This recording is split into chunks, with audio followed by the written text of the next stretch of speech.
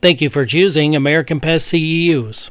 Hi, I'm Sean Reeves with American Pest CEUs. I've been in the pest management industry since 1999. I'm an associate certified entomologist, and I'll be your instructor for today's course. Today's course was compiled by Jack Launius, who has served in the pest management industry since 1990. Today's course is titled Notorious House Mouse, Mus musculus. The house mouse is believed to have originated in Central Asia. The above Latin name, Mus domesticus, as well as the Latin name Mus musculus linnaeus, are used in the nomenclature for the present-day house mouse depending on specific geographic areas. The Latin word for mouse is mus, which is derived from the ancient Sanskrit language meaning to steal. The word musculus simply means little thief.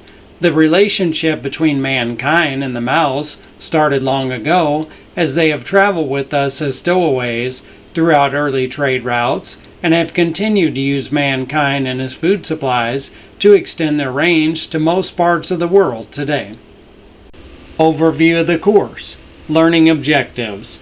Identification of the house mouse, understanding its life cycle and reproduction, awareness of economic, structural, and health-related damages, strategies for effective management and control, course outline, identification and biology, health risk, damage impacts, prevention and control strategies, modern innovations. House mice occur throughout the United States, often intimately associated with people. But house mice are occasionally found living in the wild, competing with native fauna. They are common inhabitants of grassy fields and cultivated grain crops. They have been captured in open tundra in Alaska, miles away from human settlements. The house mouse, Mus musculus, is an agile little rodent.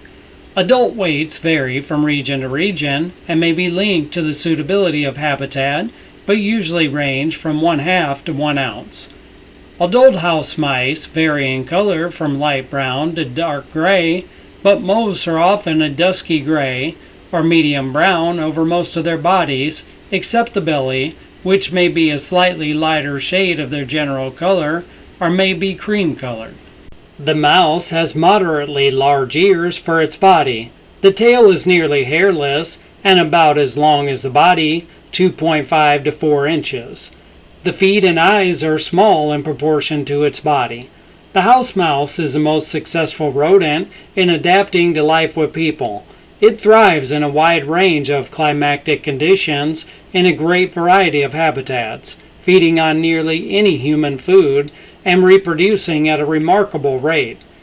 It is found in most areas of the world populated by humans. Mice are active mostly at night. Some day activity is common, however. Movements of house mice are largely determined by temperature, food, and hiding places. Home ranges of mice tend to be the smallest, where living conditions are good. We made a couple good points here. One about the mouse activity being nocturnal. So when people hear those scratching sounds at night, a lot of times it is going to be mice, especially if it's in like walls, ceilings, up in attics, areas like that. And just remember, the home ranges of mice tend to be the smallest where living conditions are good. So where they have the good food, shelter, temperature, water, hiding places, that's where you're going to see them forage less. If you don't have all those things, they're going to tend to forage more, which may be good in some ways, because if you don't have all those things like in the structure you're at, then the chances of them infesting are not as good, because the reality is they're going to have to forage too far for food. But we also need to keep in mind, if our structure is providing that shelter, they will still come in and they will hoard up food even if they have to forage a wider range for it. Curiosity. Mice tend to travel over their entire territory daily, aggressively investigating each change or new object that may be placed there. Unlike rats, they show little fear of new objects. So because of the fact that mice are curious like this, one thing you're going to hear about as you go through training on mice and things like that is that they'll go into traps much quicker than something like a rat. So keeping in mind that they are going to forage less of an area usually than something larger like a rat, but also keeping in mind that trapping can work a lot quicker when we're dealing with mice because they are curious and they will go into our traps a little bit quicker. Mice dart from place to place, covering the same route over and over again. This behavior can be used to advantage in management programs. Disturbing the environment at the beginning of a management program by moving boxes, shelves, pallets, and other objects can improve the effectiveness of traps, glue boards, and other controls. Mice will investigate the changed territory thoroughly. They use their long, sensitive whiskers near the nose and the guard hairs on the body as tactile sensors to enable them to travel in the dark, scurrying through burrows, or pressing against walls and boxes. This is the reasons that traps are so much more effective when set against a wall, storage box, or other object. Mice also have an excellent sense of balance. Again, we're introducing a couple good things here on this slide. The fact that these mice are going to scurry around through these burrows, but keeping in mind when you set traps, it's going to be much more effective if they're up against something. So mice will navigate along walls, along boxes, along any type of storage thing. Whatever it is, they want to navigate along something. So keep in mind when you set traps, you want to put them right along something that they can navigate against. Mice typically aren't going to go out into an open area. Like I'll see people set traps in the middle of an attic with nothing around. That's not really going to help you catch mice. Could it happen? It could, but it's going to take longer and it's going to be much harder. We definitely want to put traps in areas where they're navigating along an object. A mouse's ability to quickly carry out actions or movements is governed by constant practice of sequences of muscular movements, sometimes referred to as kinesthetic sense. A mouse essentially programs muscles, tendons, and nerves to follow a set path through the territory. This kinesthetic sense allows mice to quickly escape danger. A mouse's kinesthetic sense refers to its ability to perceive the position and movement of its body, primarily through tactile information gathered from its whiskers, allowing it to navigate its environment effectively, especially in dark spaces, by remembering the sequence of movements needed to reach a specific location within its territory, essentially acting as a muscle memory for movement patterns. They rely more on their kinesthetic sense, which is a subconscious recording of a series of movements necessary to go from point A to point B, rather than on their eyes, ears, and nose. So again, this kinesthetic sense is pretty amazing. They're not even relying as much on their eyes, ears, or nose because this kinesthetic sense is so powerful for them. Whisking is the pattern movement of whiskers by repetitive rapid protraction and retraction during scanning the environment. Whiskers are present as small, fine hairs on the snout of mice and rats when they are born and develop two distinct types of hairs.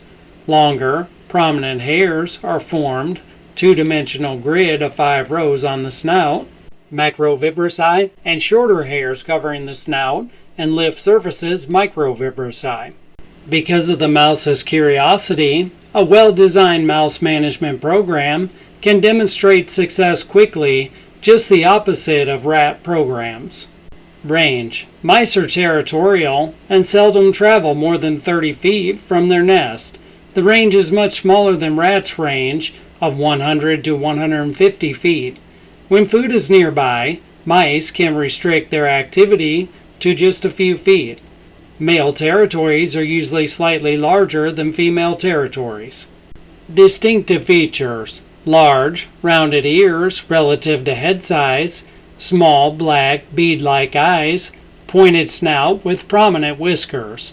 Adaptations for survival: flexible skeleton allows mice to squeeze through openings as small as 1/4 inch. Enhanced senses: acute sense of smell for detecting food, excellent hearing to identify predators and navigate environments, poor vision, but strong reliance on whiskers for tactile feedback.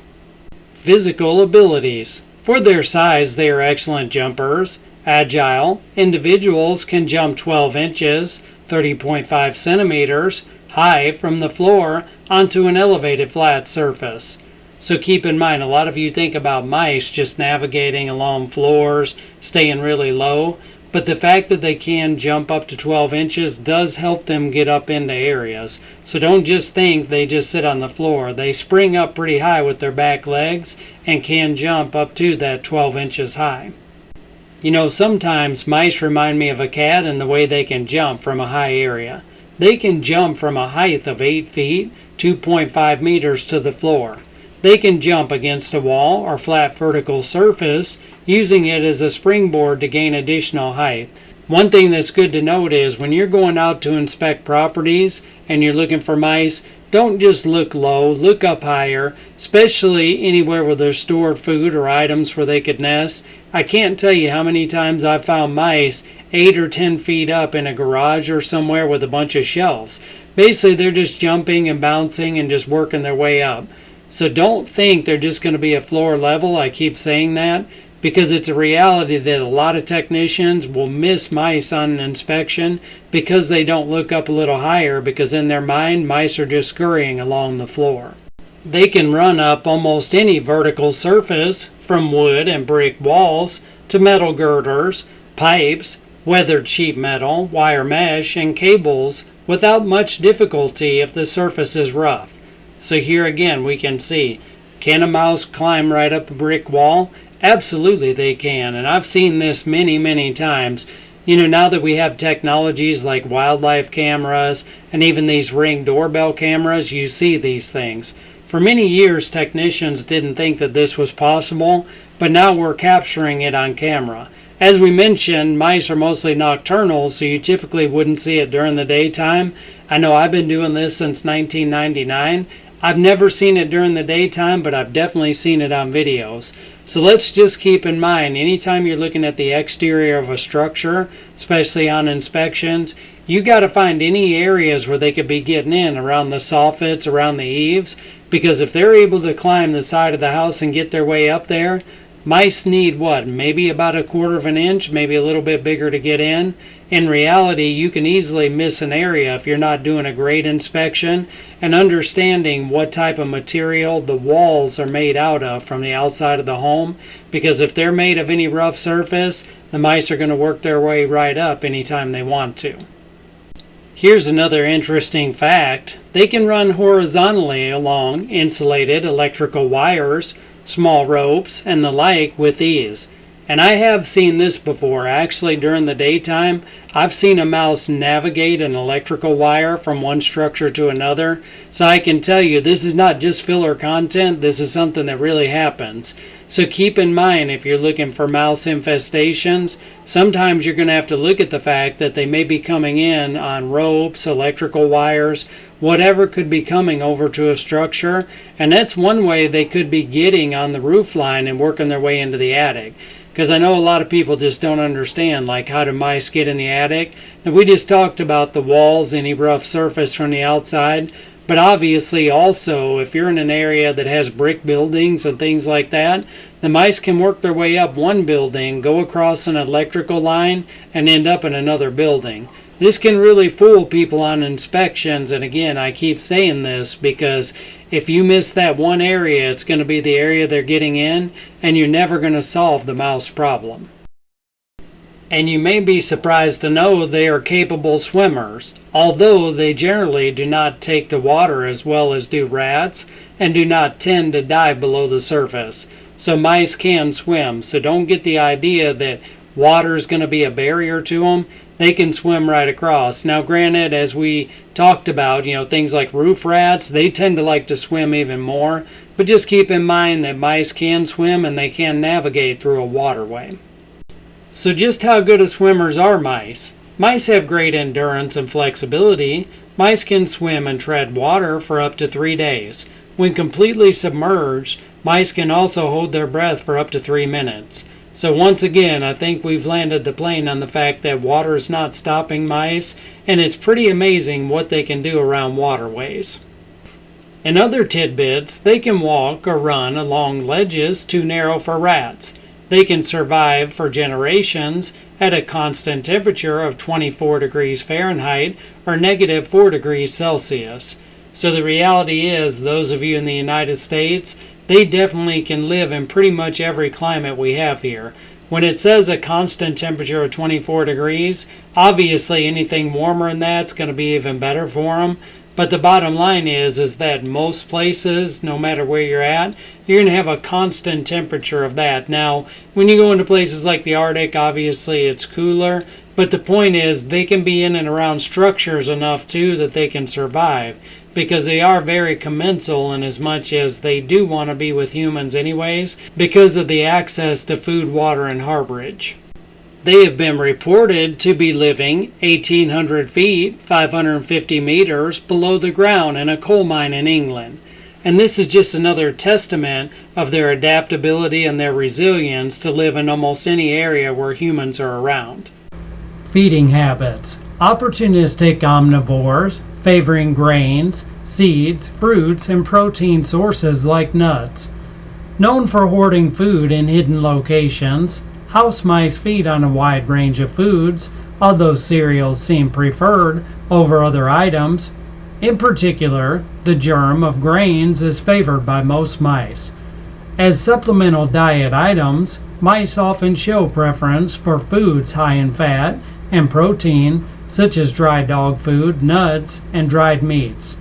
House mice are sporadic feeders, nibbling bits of food in various locations throughout their range.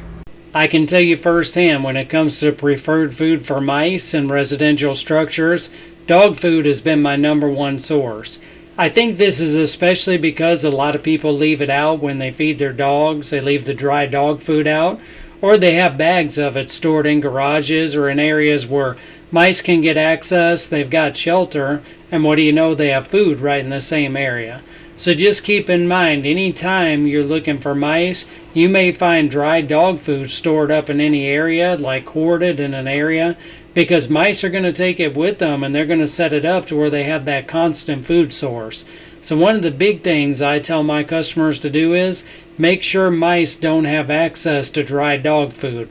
Now, this is not the only food that I obviously want to restrict access to, but I find that dry dog food is my number one culprit for mice to store up, to hoard, and be able to live for long periods of time in a structure. Even when we're doing exclusion work and trapping, they've got that consistent food source. It's just going to take that much longer to solve the problem. They require only 1/10 of an ounce of food per day. Peak feeding periods are at dusk and around dawn, but because of their small size, mice must feed several times during a 24-hour period, and thus are active day and night. They also cache food as supply permits. They can go long periods of time without free water, obtaining water from food. However, it is not true to say they don't need water. Nesting habits. Nests constructed from spreaded materials such as paper, fabric, or plant matter. Common nesting locations include wall voids, attics, and storage areas close to food sources. Recognizing an infestation. Droppings, fresh gnaw marks, and tracks indicate areas where mice are active. Mouse nests, made from fine shredded paper or other fibrous material, are often found in sheltered locations. House mice have a characteristic musky odor that identifies their presence. Mice are active mostly at night, but can be seen occasionally during daylight hours. Mice are capable of producing up to 3,000 microdroplets of urine in a single 24-hour period. Rodent urine fluoresces under ultraviolet light. Also, house mice will typically produce between 15 to 75 fecal pellets every day. These are 3 to 7 millimeter pellets and usually have either one or both ends pointed. There are exceptions to this. I can tell you from my own experience too, using things like ultraviolet lights, this really helps in areas like attics. If you have it really dark in there and you don't have a flashlight on and you go in with an ultraviolet light, I can tell you that urine will just glow, kind of like you're seeing in the image here. Now the fecal pellets are a little bit different because they are only 3 to 7 millimeters. They're going to be much smaller. They can be harder to find, but because of the fact that they continuously drop them, at some point you're going to notice those pellets. Just keep in mind they're usually pointed on one or both ends, typically more both in what I've seen. There could be an exception to this as we mentioned here, but I like the ultraviolet lights. Look for discoloration on insulation anyways, but the ultraviolet's great. And then of course those droppings, and you'll put two and two together in areas like attics really quickly. We also need to think about recognizing an infestation. When we think about the droppings with a house mouse, they're going to be small, dark, rice-shaped droppings. They're going to be found near food sources, nesting sites, and pathways. Obviously, there are some other things that could throw us off and make us think we're seeing house mouse droppings. For instance, we can look at the Norway rat. The difference with them is they're going to be 14 to 19 millimeters, so they're going to be much larger than house mouse droppings, 4 or 5 times the size, and they're going to have rounded ends. With the roof rat, they're going to have pointed ends, but they're going to be larger as well, 7 to 14 millimeters. So you need to get yourself familiarized with the different droppings, whether it be a Norway rat, roof rat, or a house mouse, so when you are out in the field you'll understand the difference in them. But number one is going to be the size. I've typically learned after doing this for almost 30 years that the size of the droppings are really going to tell me what I need to know. Something else we need to think about is what other rodents are in my area. So we're going out and we're doing an inspection and we think it's the house mouse, which is pretty common for most of us, but we need to know the range of the other rats that could be in our area. For instance, look at this. The range of roof rats is along the lower half of the East Coast and throughout the Gulf states and upward into Arkansas. They also exist along the Pacific coast and are found on the Hawaiian Islands. Now I can tell you this is true because I've seen it in a lot of these areas. I haven't been to Hawaii yet, but I can tell you that the Gulf states definitely have the roof rats. Also going up the Mississippi River, I've seen them up in Memphis and areas like that, and even eastern Arkansas. So definitely an issue in that area. But keep in mind, if you're in Nebraska, the chances of you seeing a roof rat aren't that good, right? So at the end of the day, you wouldn't even get confused on what species you were looking at. We also need to look at another rodent that could be in our range. This time we're looking at the Norway rat, which was unintentionally introduced to North America by settlers who arrived on ships from Europe. First introduced into the United States about 1775, this rat is now spread throughout the contiguous 48 states. So the good news here is, unless you're in Alaska or Hawaii, you're probably going to see a Norway rat at some point if you're in this industry. But keeping in mind, it's just always good to know what type of species are in your area so you don't mistake one for the other. Further, in recognizing an infestation, we need to look for gnaw marks. This could be evidence on wood, plastic, and electrical wiring. Continuous gnawing is necessary to maintain toothling. So basically when we're dealing with any type of rodents, whether it's the house mouse, the roof rat, Norway rats, their teeth are always growing, so they're always chewing or gnawing to keep them filed down. You're definitely going to want to look around any wood, any plastic, and even electrical wiring for chewing marks. This is really concerning. I can't tell you how many times through the years I've seen electrical wiring coating kind of chewed off. It's a really big deal, and when you show that to your customer, they're going to think it is as well. So keep in mind, part of our issue with rodents is not just the fact of them leaving the urine, the droppings, and people not wanting to see them. They can also be a fire hazard to homes as well. Again, thinking about recognizing an infestation, we're going to need to listen for scratching sounds. Now these are typically going to be heard at night in walls, ceilings, or attics. So of course, when you're there, you're usually doing your inspection during the daytime, so you may not hear these sounds. That's why it's so important to work hand in hand with your customer and ask the right questions. A simple question would be, what time of day are you hearing the sounds? What does it sound like? A chirping sound, a scratching sound, a banging or pecking sound? These could all be several different things. But if we're hearing these scratching sounds and we're hearing them at night, There's a good chance that it is the house mouse, but we just need to make sure, as we talked about. It could be a Norway rat, a roof rat, house mouse, or whatever, but at the end of the day, you need to know what time of day these are being heard, and typically you would get that information from your customer. With recognizing an infestation, we need to think about things like visual clues. Pathways. This could be grease marks along walls and frequent travel routes. Footprints. Visible in dusty areas. Tracks often include tail drag marks. Another thing we need to look for in recognizing an infestation is nest.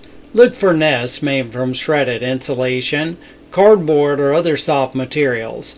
And I would just note here, you're going to be looking for nests in a lot of different areas.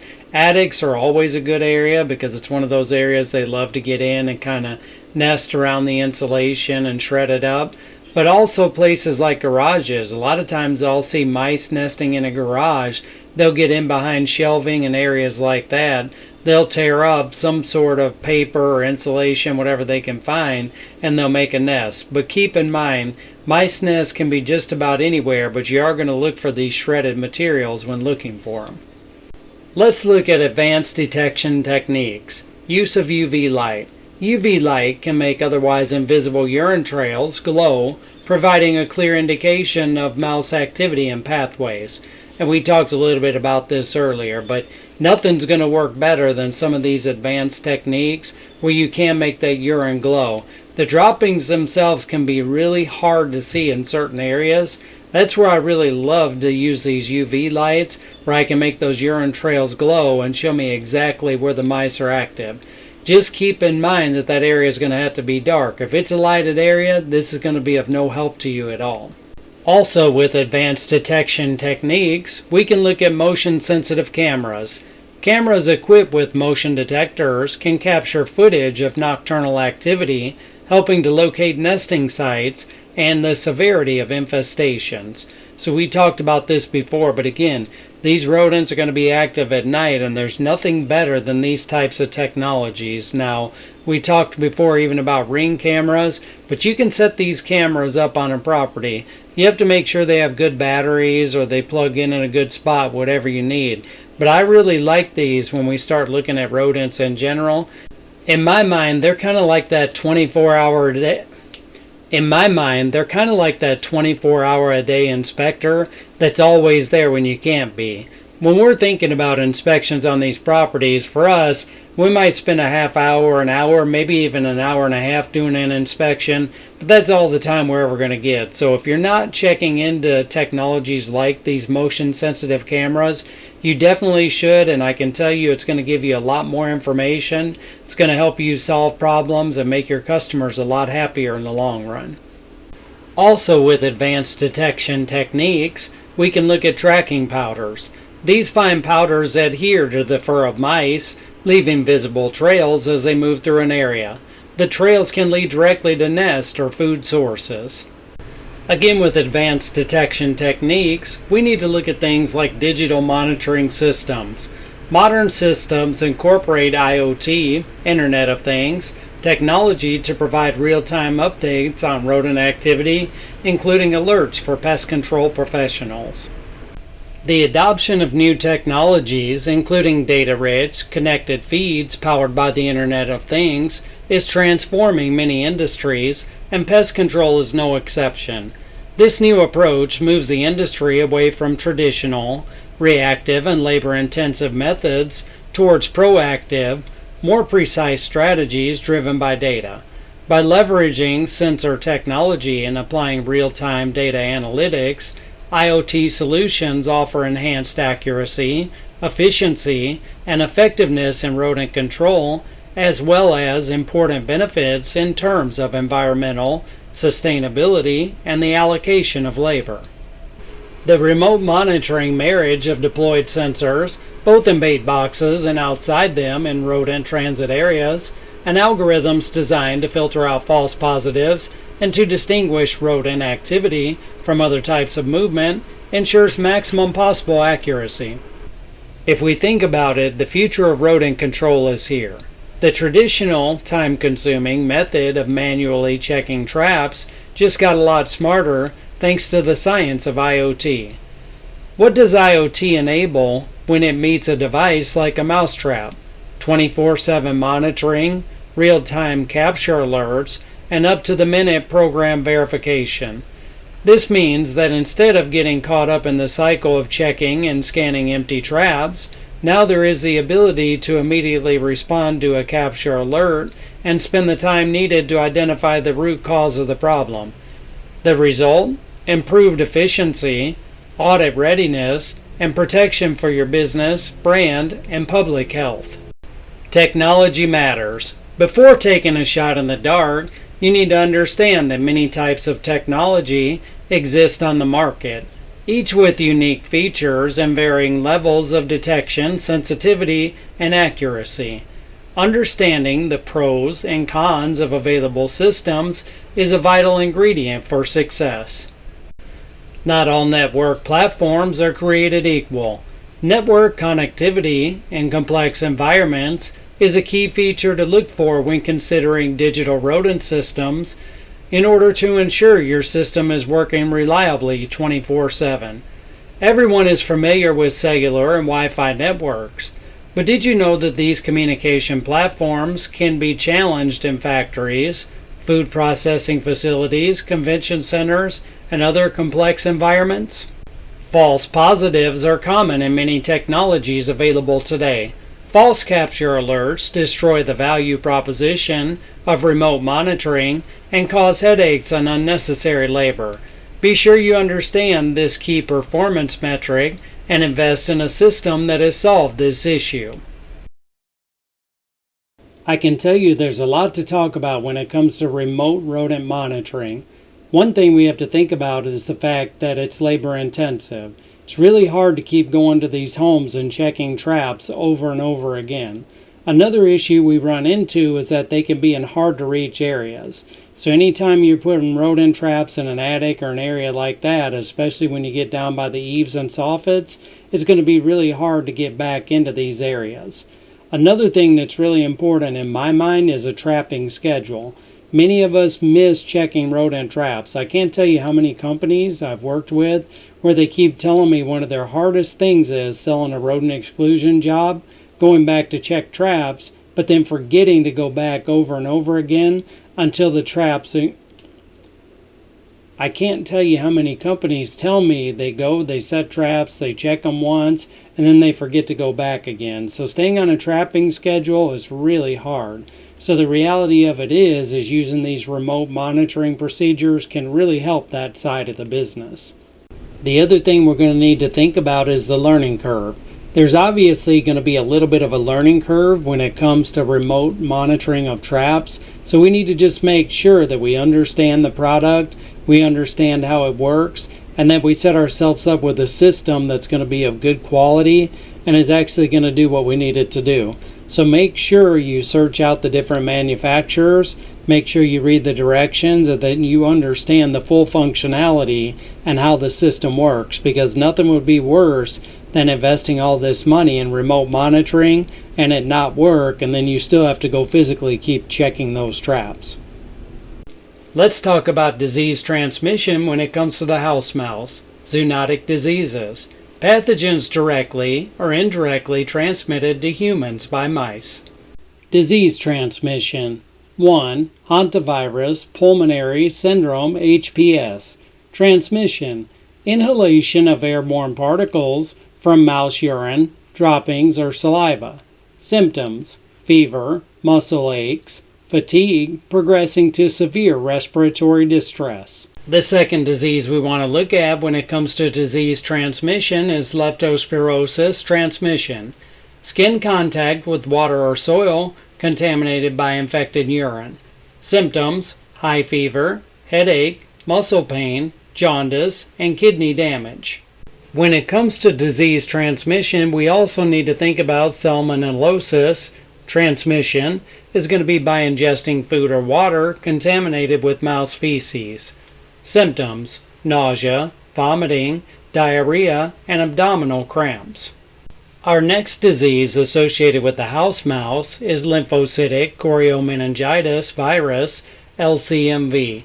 Transmission: contact with saliva or urine of infected mice. Symptoms: flu-like symptoms with potential neurological complications. With disease transmission, we need to think about the historical context. What is the role of rodents in transmitting Yersinia pestis bubonic plague through fleas? Now, many of you understand the bubonic or black plague was a huge deal back in the day. Obviously, it ended up killing like 25% of Europe's population when it came through. So we're not going to talk a lot about that, but you do need to understand that it wasn't carried by the house mouse, and you also need to understand the cycle. So it started with an infected rodent that was bitten by the rat flea, and then the rat flea bit the human who was the host. So the reality was at that point is that it just spread from human to human, especially with all the rats and fleas back in those times. There was nothing to really stop it. But you definitely need to know about things like the bubonic plague, because you're always going to get people concerned about what they would call the black plague nowadays, just because it was such a big deal in history. And occasionally now we do have an outbreak here and there, but it's not a real common thing. In the next section, we're going to talk about the life cycle of the house mouse. Reproductive behavior, mating behavior, breeds year-round under favorable conditions. Females mate with multiple males to increase genetic diversity of offspring. Litter size and frequency. Average litter is going to be 6 to 12 pups. One female can produce 30 to 60 offspring annually. So this is kind of giving you an idea when you're talking to your customers of just how quickly mice can reproduce and how quickly they can take over a structure. And that's one of the reasons why it is very important for you to understand the reproductive biology of the house mouse or any type of rodent, because people don't really know how quickly they can take over until they see these numbers. Development stages. 1. Neonatal. Born hairless and blind, weigh approximately 1 gram at birth, begin suckling immediately, develop fur within 1 week. 2. Juvenile. Eyes open at 10 to 14 days, start exploring outside the nest at 2 weeks, fully weaned by 21 days. 3. Adult. Reach sexual maturity at 6 to 8 weeks. Lifespan varies on predation and environment, typically 1 year in the wild and up to 2 years in captivity. Basically, we're saying here mice are born hairless and blind, so keep in mind if you're finding them hairless, that's going to be a newborn. Now they're going to develop fur within about a week, so that gives you an idea of the age of a newborn when you're looking at it. As far as that goes, within about 2 weeks, they're going to start exploring outside the nest, and in 21 days they're fully weaned and on their own. And again, the reason why we're saying this is because you need to know these things. You need to understand at that 21-day mark, those mice are going to start leaving the nest. And as you can imagine, as we're talking about number 3 here, they reach sexual maturity in 6 to 8 weeks. So then again, at that 6 to 8 week mark, they're going to start reproducing and this cycle starts all over again. I also think this can be very useful in a situation where a customer says to you, "Hey, I've only seen one mouse." Well, let me tell you about their life cycle and how quickly they reproduce. Newborn mice are quite undeveloped, weighing between 0.02 and 0.03 ounce, and are nearly hairless. Eyes and ears are closed, but by the end of 2 weeks, the body is covered with hair, and the eyes and ears are open. At about 3 weeks, the young begin short trips away from the nest and begin taking solid food. Let's look at the economic impacts of rodents. On a global scale, rodents, including the house mouse, cause an estimated $20 billion in damages annually worldwide. Let's think about agricultural losses, spoilage and contamination of stored grains, leading to reduced market value and financial losses for farmers. Or pest control costs. These are going to be ongoing expenses for professional extermination services, baiting systems, and property modifications. Business impacts. Loss of reputation and potential closure of businesses, such as restaurants and grocery stores due to infestations. Insurance costs. Increased premiums or denial of claims related to rodent-induced damages. There's a lot we're really talking about on this slide. These agricultural losses can be devastating for farmers, At the point where their grains get contaminated with rodent droppings and things like that, it can be almost devastating to their whole crop. So you have to really think about how important the impact of rodents are on things like agricultural areas, and that's why pest control is so important in those areas. Now, obviously, you guys understand this if you've been in the industry for any length of time. It's a huge expense to do rodent work, especially when you look at stores like Walmart's or Publix or Kroger's, whatever supermarkets you have in your areas. How many of you do rodent work on bigger buildings like that? You may have things like tin cats, you may have rodent bait stations all over the property. Think about the cost of this. I mean, this is a very significant cost. At the same point in time, if these stores don't take care of these things, they're not going to be in business. They're either going to go out of business because of the loss of reputation, as we're talking about here, or even be closed up, such as restaurants and grocery stores that get infested. I've dealt with grocery stores. I'm not going to name the ones, but a lot of them out there, several different ones actually. And I've had times where the health department came in and actually shut a store down because the mouse problem was so bad. This is actually in Tennessee where I dealt with this.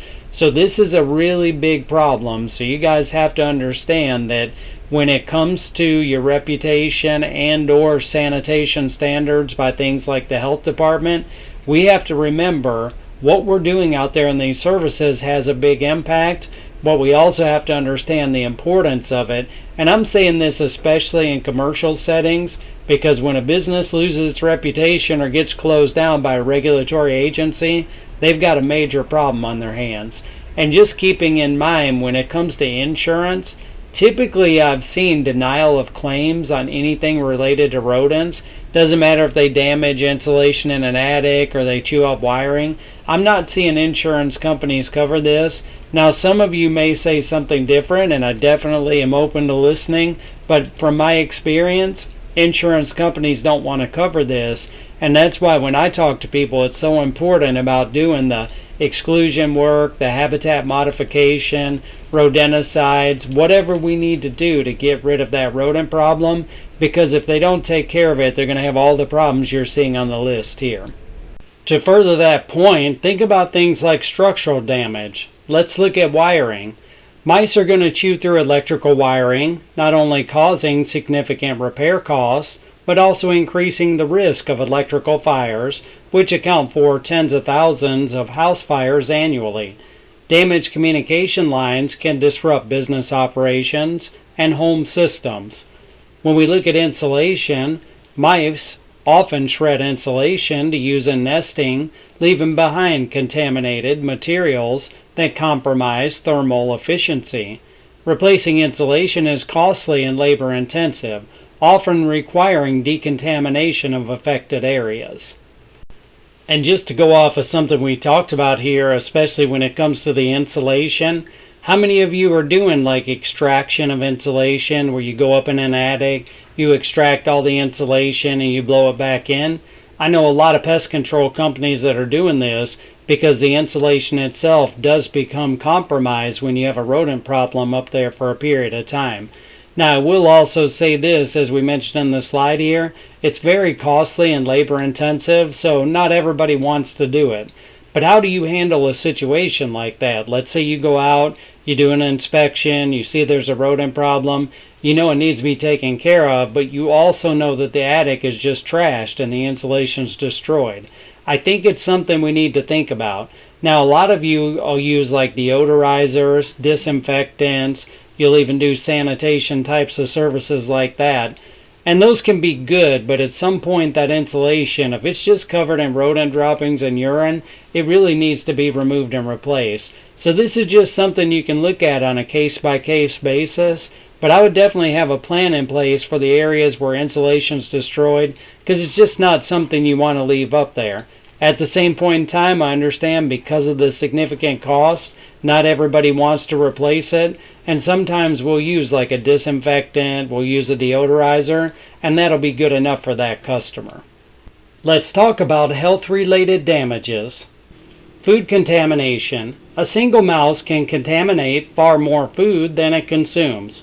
Droppings, urine, and fur render large quantities of stored food unsafe, contributing to food waste. Secondary infestations. Rodents often carry ectoparasites such as fleas, mites, and ticks, which can spread to humans and pets, leading to additional health concerns and extermination efforts. Another issue could be indoor air quality. This is going to be the accumulation of mouse droppings and urine, contributing to poor air quality, exacerbating respiratory conditions such as asthma.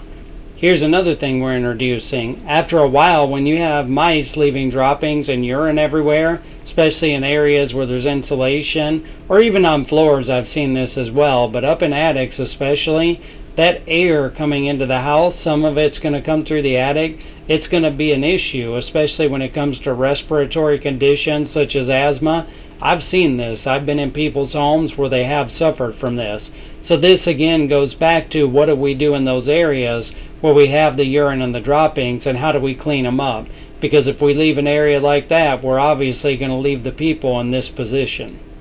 Allergenic risk. Proteins found in mouse urine, saliva, and dander are potent allergens, particularly in children, increasing healthcare costs and reducing quality of life for affected individuals. So once again, we got two issues here again. We got the allergen issue and we got the cost to take care of it with healthcare costs. Isn't it amazing? Every time we look with rodents, the costs just keep adding up. Let's talk about house mouse control. Effective control involves three aspects: sanitation, mouse-proof construction, and population reduction. The first two are preventative measures. When a mouse infestation already exists, some form of population reduction is almost always necessary. Reduction techniques include trapping, poisoning, and in rare instances, fumigation. And most all of you are probably familiar with trapping and obviously poisoning, things like that.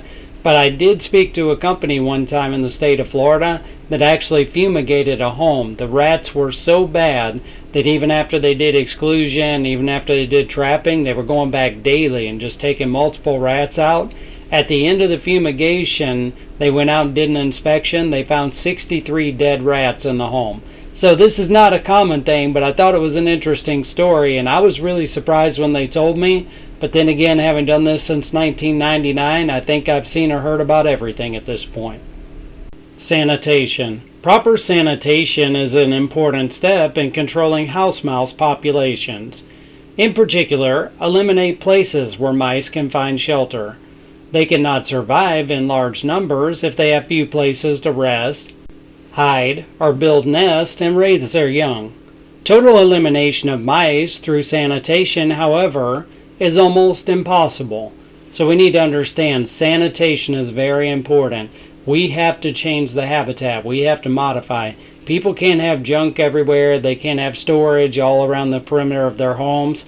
You can't go into a hoarder house and really think you're going to control mice. So keep in mind, this is where the customer or client's really going to have to step in. They're going to have to help us out because proper sanitation is not something we can do on our own. We're going to need that hand-in-hand partnership with our clients to get where we want to go when it comes to sanitation. Most buildings where food is handled or stored will have problems with house mice, no matter how clean they are, if they have not been mouse-proofed. So we'll talk more about this as we go, but I would hope each and every one of you understands if you don't do exclusion work, if you don't seal mice out, they're going to continue to come back in. It really doesn't matter how much trapping, how many rodenticides you use. You've got to make sure you seal them out. That's basically just mouse control 101, but I'm not sure everybody understands that, but if you don't understand, this is very, very important. Let's talk about prevention strategies, especially integrated pest management. Exclusion. Seal all entry points. Use durable materials like steel wool and caulk. Sanitation. Eliminate clutter and regularly dispose of trash. Clean up food and water sources promptly. Habitat modification. Trim vegetation near buildings. Remove debris and nesting materials. Rodent-proof construction. Mouse-proof construction is the most successful and permanent form of house mouse control. Build them out by eliminating all openings larger than 1/4 inch through which they can enter a structure. Seal cracks in building foundations and openings for water pipes, vents, and utilities with metal or concrete. Control strategies and innovations. Physical controls. Traps. When we look at traps, we're going to have traps that include snap traps, traditional but effective, glue boards, controversial but useful for monitoring, multi-capture traps, useful in large infestations. Traps. Trapping is an effective control method for controlling house mice. Although time-consuming, it is the preferred method in homes, garages, and other structures where only a few mice are present. Trapping has several advantages. 1. It does not rely on inherently hazardous rodenticides. 2. It permits the user to view his or her success. And 3. It allows for disposal of trapped mice, thereby eliminating dead mouse odors which may occur when poisoning is done within buildings. So no matter how we look at it when it comes to traps and trapping, we're going to be using this method. If we do exclusion work, we could have rodents trapped inside the house or building. We're going to need to do trapping. I'm not saying that some people don't use rodenticides indoors. I just don't like to as much because of the issue of the odor when a mouse dies. So I prefer exclusion and trapping, but you have to decide what works for you. Rodenticides can have their place even indoors. Sometimes infestations are so big you need to use them. I'm just making the point that no matter how you look at it, trapping will be a staple in mouse control for the foreseeable future. Control strategies and innovations. Physical controls. Glue boards. As we mentioned before, these are controversial but useful for monitoring. And I definitely like glue boards. I know they can be controversial, but just look what we have here. We have a tin cat down on the bottom left. So if you're working in a commercial establishment, a tin cat is going to be priceless. As you can see, it's got a little opening on the side where the mice can go in and they'll get stuck to the glue board. It's great not just for catching mice, but for the monitoring, because in those types of situations especially, we need to know what's going on. We need to know how many mice are in the area. We need to see where the activity is. So to me, glue boards are very useful for monitoring, and I really like them. Control strategies and innovations. Multiple capture traps. These are useful in large infestations. I'll only spend a moment on these, but these are great in areas where you suspect there's going to be several mice and you need to catch a bunch. So just keep in mind these multiple catch traps can be helpful. Instead of having to set a bunch of like snap traps or glue boards, you can use multiple catch traps and get a bunch of mice all in one. Innovations. Smart traps and bait stations with IoT integration for real-time monitoring. Bait stations have also evolved into electronic monitoring devices. The type of bait station can play an important role in saving time when there are hundreds or even dozens of stations on a property. Especially true on large accounts, this can save a substantial amount of time on the technician's part, allowing them more time for inspections, mechanical control, exclusion, and other treatments. Chemical controls, rodenticides. Use carefully to prevent secondary poisoning. So always make sure you're very careful with rodenticides. Make sure they're in approved containers. Don't just put these out in open areas or throw them up in an attic. Chemical controls, rodenticides. Use carefully to prevent secondary poisoning. One thing you definitely want to make sure is that you put these in approved containers. Don't just throw these out in crawl spaces, attics, or put them behind refrigerators and stoves, because there can be a big issue with secondary poisonings. So just be really careful with where you put these. Make sure they're in approved containers, and always follow the rodenticide label. Bait formulations. Rodenticides are available in many different bait formulations, and choosing the correct one can be difficult. The target species preference and the environmental conditions need to be considered. Bait should always be fresh and of high quality. Keep in mind, figure out what rodenticide is going to work best for your situation and check those bait stations. Don't let the bait sit in there and melt from the heat or get waterlogged. You and I both know rodents aren't going to go after that bait and it's not going to be effective. Here are some types of formulations and their advantages or disadvantages. Wax, paraffin blocks. These are ideal for high moisture situations, such as in sewers or outdoors where seed baits may spoil quickly. Some have holes drilled in them to make them easy to hang or string in place. Wax blocks are less acceptable to mice than seed or grain baits. Extruded baits. Similar in appearance to wax blocks, these are cooked, stabilized products with less wax than paraffin blocks, but are more moisture and weather resistant than seeds or pellets. Wax blocks and extruded baits feature multiple edges that rodents like to gnaw. Pelleted baits. Highly weatherable and palatable. Mice often carry food to other locations, called translocation, and the pellet formulation makes it easy for them to do that. This can result in the bait being moved to an area that may endanger non-target animals or contaminate food. The bottom line here is be very careful with these. I've seen these moved all over residential homes.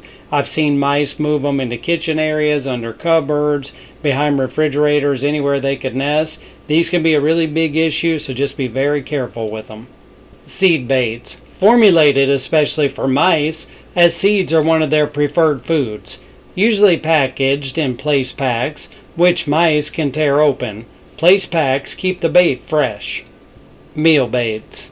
Made from several different food-grade seeds and grains, meal baits have high acceptance among rodents. They are not weather-resistant and are usually packaged in place packs. Since they cannot be translocated, they should be considered where there is a possibility rodents could transport bait to sensitive areas near food, children, or pets. Tracking powders. Anticoagulant, or sometimes zinc phosphide, in a powder form that is placed in rodent runways or wall voids. The rodent ingests the poison when it grooms itself. Tracking powders have a higher percentage of active ingredient than baits and must be used with caution and where poison cannot be tracked onto food or other sensitive areas. Apply a paper-thin coating to lessen rodent avoidance. Water baits may be useful where food supplies cannot be limited, such as grain warehouses, and where water is scarce. Liquid baits mix with water and can be placed in fonts or similar containers in areas inaccessible to pets, children, and non-target wildlife. With all rodenticides, read all label directions on the bait and only place it in areas that are specified on the label. Put bait in locations out of the reach of children, pets, domestic animals, and non-target wildlife, or in tamper-resistant bait stations. Remove and properly dispose of all uneaten bait at the end of a control program. In addition, it is wise to collect and properly dispose of any dead rodents found during the course of rodenticide application. Reasons why rodenticide baiting may fail. 1. The time period that the bait is exposed is too short. 2. Insufficient bait is made available and there is insufficient replenishment of the bait. 3. Too few bait stations are used and they are placed too far apart. 4. Other food sources are available or are more convenient. 5. The bait formulation chosen is poorly accepted. Choose a different formulation. 6. Bait is not fresh. 7. Control program does not include a large enough area, allowing rodents to migrate in from other areas. And 8. Rodents are resistant to the rodenticide. Choose a toxicant with a different active ingredient or use traps. Traps. Trapping is an effective control method. When only a few mice are present in the building, it is usually the preferred control method. Trapping has several advantages. 1. It does not rely on inherently hazardous poisons. 2. It permits the user to make sure that the mouse has been killed. And 3. It allows for disposal of the mouse carcasses, thereby avoiding dead mouse odors that may occur when poisoning is done within buildings. Set traps close to walls, behind objects, in dark corners, and in places where evidence of mouse activity is seen. Place them so that mice will pass directly over the triggers as they follow the natural course of travel, usually close to a wall. Traps can be set on ledges or on top of pallets of stored materials if mice are active in such locations. Use enough traps to eliminate the rodents quickly. Using too few traps is a common error by individuals attempting to control mice. Mice seldom venture far from their shelter and food supply, so place traps no more than 10 feet apart in areas where mice are active. Leaving traps unset until the bait has been taken at least once pre-baiting often increases the success of trapping. An alternate to traps are glue boards, which catch and hold mice attempting to cross them in much the same way flypaper catches flies. Place glue boards along walls where mice travel. 2 to 3 glue boards placed side by side or larger glue boards used for rats will be more effective than individual glue boards. Do not use them where children, pets, or desirable wildlife can contact them. Glue boards can be placed inside tamper-resistant bait boxes in exposed locations. Glue boards lose their effectiveness in dusty areas unless covered, and extremes of temperatures also may affect the tackiness of the glue. Glue boards are sometimes used to catch a mouse that is wary of snap traps. Disposal of dead rodents. Always wear intact rubber or plastic gloves when removing dead rodents and when cleaning or disinfecting items contaminated by rodents. Put the dead rodent in a plastic bag. The bag should be placed in a second bag and tightly sealed. Dispose of rodents in trash containers with tight-fitting lids. Traps can be disinfected by soaking them in a solution of 3 tablespoons of bleach per gallon of water or a commercial disinfectant containing phenol, such as Lysol. After handling rodents, resetting traps, and cleaning contaminated objects, thoroughly wash gloved hands in a general household disinfectant or in soap and warm water. Then remove gloves and thoroughly wash your hands with soap and warm water. The use of trade names in this publication is solely for the purpose of providing specific information or as examples. American Pest CEUs does not guarantee or warranty the products named, and references to them in this publication do not signify our approval to the exclusion of other products of suitable composition. All chemicals should be used in accordance with directions on the manufacturer's label. Use pesticides safely. Read and follow directions on the manufacturer's label. Products shown by Victor, Trap Sensor, Kennis, Bell, J.T. Eden, Versaris, Excluder, and Stuff It.